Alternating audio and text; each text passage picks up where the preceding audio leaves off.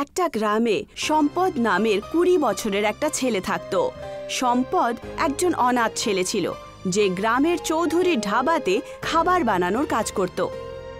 এই তুমি তাড়াতাড়ি হাত চালাও না, আরে গ্রাহকেরা টেবিলে খালি বসে রয়েছে তো।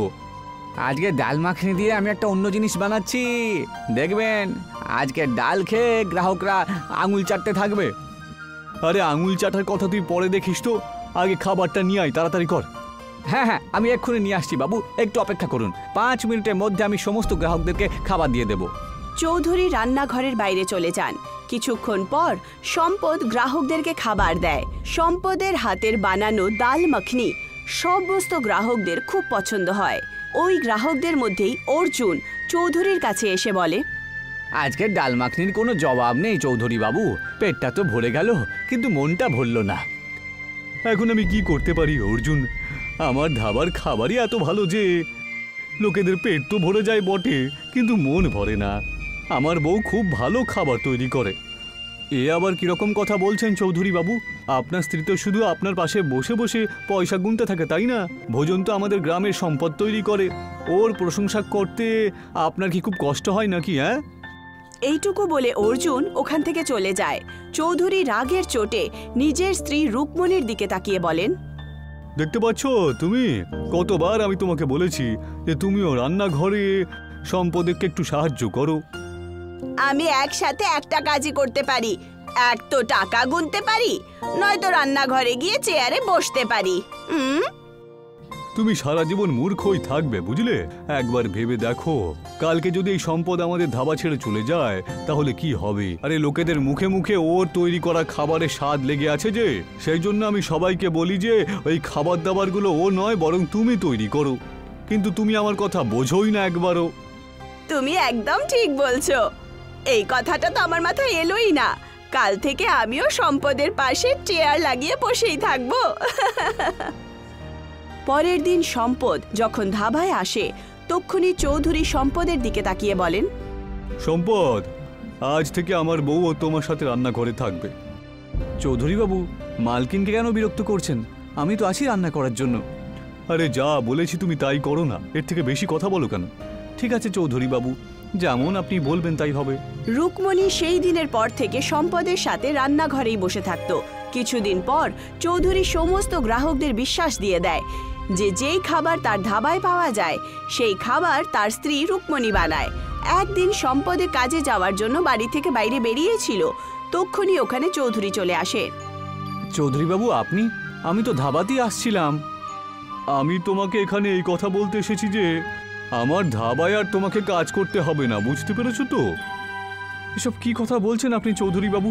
যতদূর আমি জানি আমি তো অনেক পরিশ্রম করে রান্না তৈরি করি, আর আমি আপনাকে কখনো নালিশ জানানোর সুযোগও দিইনি। আরে এইসব ভেবে আমার কোনো লাভ হবে না সম্পদ। তোমার জন্য আমার ধাবার নাম একেবারে বদনাম হয়ে যাচ্ছে। এ আপনি কি কথা বলছেন চৌধুরী বাবু? যতদূর আমি জানি, যবে থেকে আমি ধাবায় কাজ করছি তবে থেকে তো আপনার ধাবা আগের থেকে বেশি চলছে, তাই না? হ্যাঁ হ্যাঁ, বেশি চলছে, কিন্তু শুধু তোমার নামে। আরে আরো কয়েকদিন আমি যদি তোমাকে আমার ধাবায় কাজ করতে রাখি না, তাহলে হয়তো আমার ধাবার নাম চৌধুরী ধাবার নামের বদলে সম্পদ ধাবা হয়ে যাবে। এমনটা করবে না চৌধুরী বাবু, আমি একজন অনাথ, আর এই কাজ ছাড়া আমি অন্য কোনো কাজ করতেও জানি না। সেটা তোমার সমস্যা, আমার না। আজকের পর থেকে তোমাকে যেন আমি আমার ধাবার আশেপাশে না দেখি, না হলে ঠ্যাং কোড়া করে বাইরে পাঠিয়ে দেবো। হ্যাঁ, এইটুকু বলে চৌধুরী রাগের চোটে ওখান থেকে চলে যান। সম্পদ বেরোজগার হয়ে যায়। ক্লান্ত হয়ে সম্পদ গ্রামের প্রধানের কাছে চলে যায়। আমি সব কিছু জানি সম্পদ, যে চৌধুরী বাবু তোমার সাথে কি করেছে, কিন্তু তুমি তো জানোই যে চৌধুরী আমার থেকে অনেক বেশি শক্তিশালী আর ধনবানও বটে। আমি ওর কোনো ক্ষতি করতে পারবো না। প্রধানমশাই, আমি আপনার সাথে চৌধুরীবাবু লড়াই করতে বলছি না, আমি শুধু সাহায্য চাইছি। আপনি তো জানেনই যে আমি একজন অনাথ। কয়েক বছর আগে আমার মা বাবা একা ছেড়ে চলে গেছে, আর আমি আমার গ্রাম ছেড়ে কোথাও যেতে চাই না।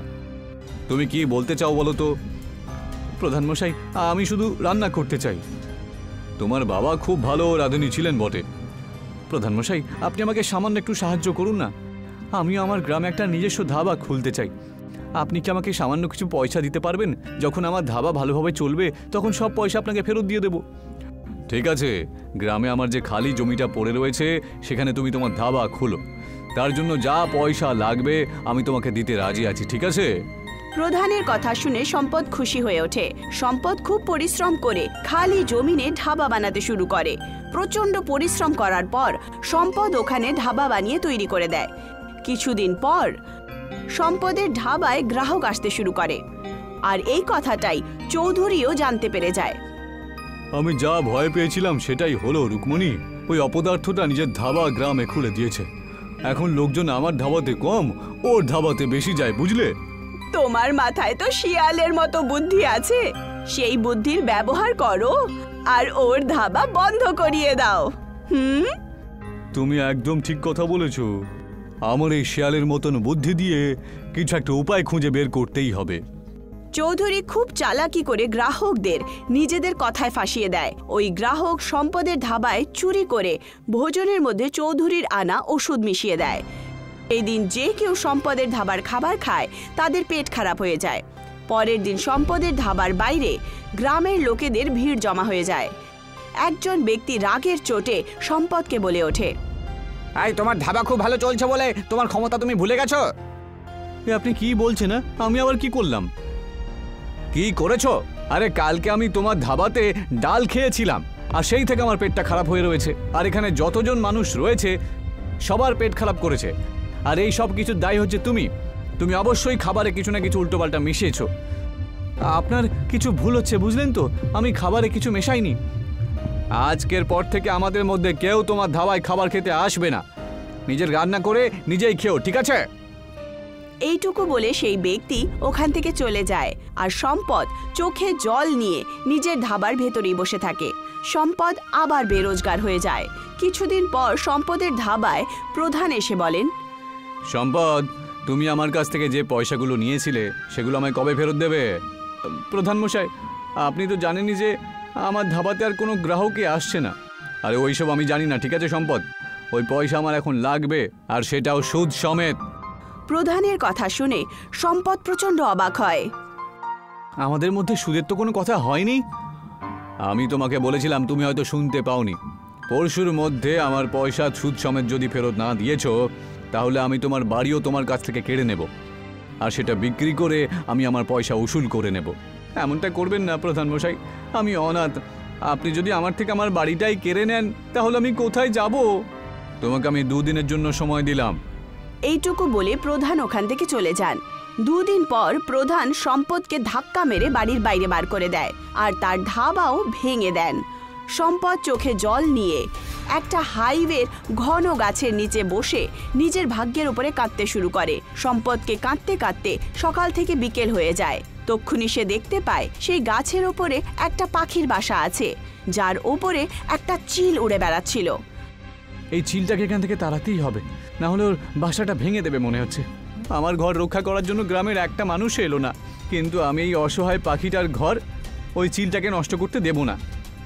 সম্পদ চিলকে ওখান থেকে তাড়িয়ে দেয়। তখন ওখানে একটা চমৎকার হয়। সেই পাখির বাসায় বসে থাকা ছোট্ট পাখি সম্পদের কাছে এসে বসে পড়ে, আর একটা জোরদার ধামাকা হয়ে একটা সুন্দর মেয়েতে পরিবর্তিত হয়। কে তুমি? অনেক বছর আগে একটা শ্রাপের কারণে আমাকে পাখি বানিয়ে এই বাসায় বন্দি করে দেওয়া হয়েছিল। যদি তুমি সেই চিলটাকে না তাড়াতে তাহলে সেই চিল আমাকে মেরে আমার বাসাই ভেঙে দিত। সে একটা চিলের রূপে রাক্ষস ছিল।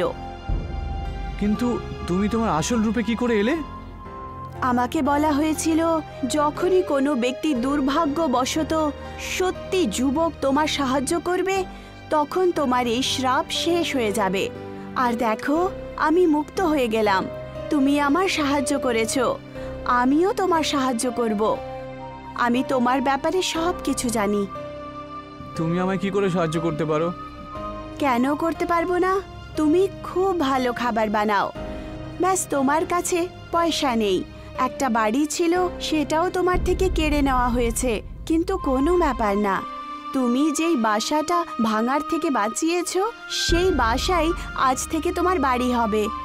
আর এই বাসার মধ্যে তোমার নিজের বানানো বাসার রেস্টুরেন্ট হবে। এইটুকু বলে সেই সুন্দর মেয়ে নিজের হাত বাসার দিকে এগিয়ে দেয়। তক্ষুনি একটা তেজ ধামাকা হয় আর সেই বাসা একটা রেস্টুরেন্টে পরিবর্তিত হয়, যার সিঁড়ি খুব সুন্দর লাকড়ি দিয়ে বানানো ছিল। এই বাসার রেস্টুরেন্ট আজ থেকে তোমার। তোমাকে এখান থেকে কেউ বার করে দিতে পারবে না। যখনই তোমাকে এখান থেকে কেউ বার করার চেষ্টা করবে তখন সে নিজেই অসুবিধায় ফেসে যাবে। এইটুকু বলে সেই সুন্দর মেয়ে ওখান থেকে চলে যায়।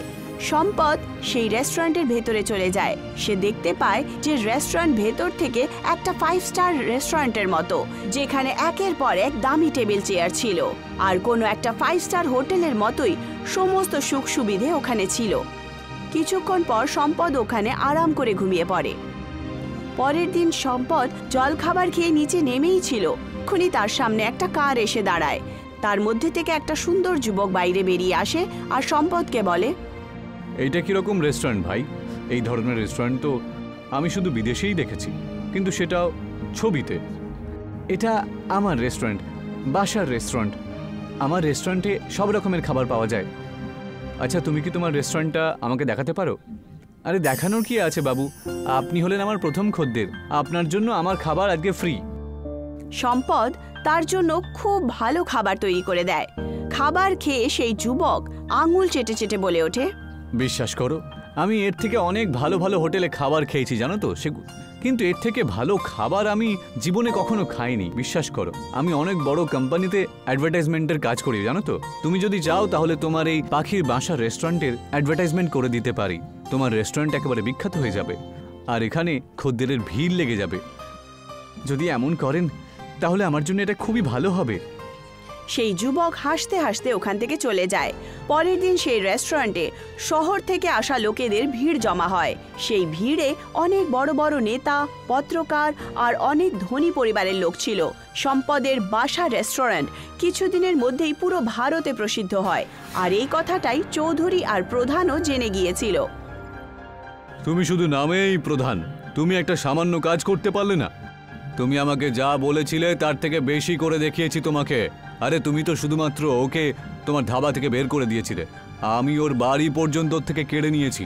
কিন্তু ওর ভাগ্যটাই এত ভালো যে আমি কি করি বলুন তো? আরে এইসব কথা শুনে আমি কি করব এখন প্রধান? ওর পাখির বাসার রেস্টুরেন্টে শহরের বড় লোকেরাও আসে আর গ্রামের লোকজনদেরকে ও ফ্রিতে নিজের রেস্টুরেন্টে খাবার খাওয়ায়, বুঝলে?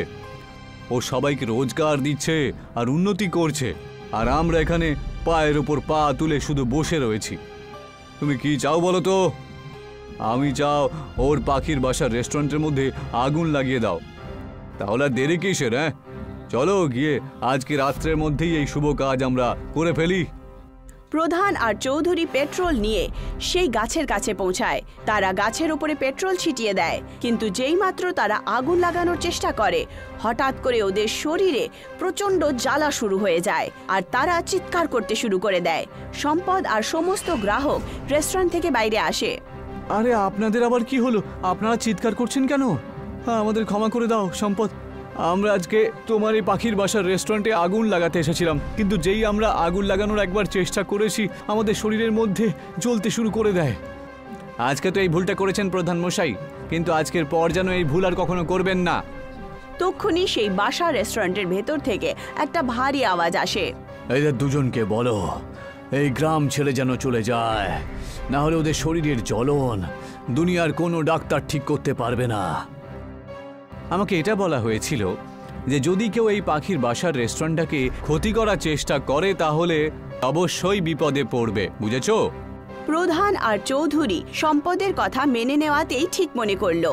ওরা দুজন রাত্রিবেলাতেই গ্রাম খালি করে পালিয়ে যায়। সম্পদ আজও বাসা রেস্টুরেন্ট চালায়।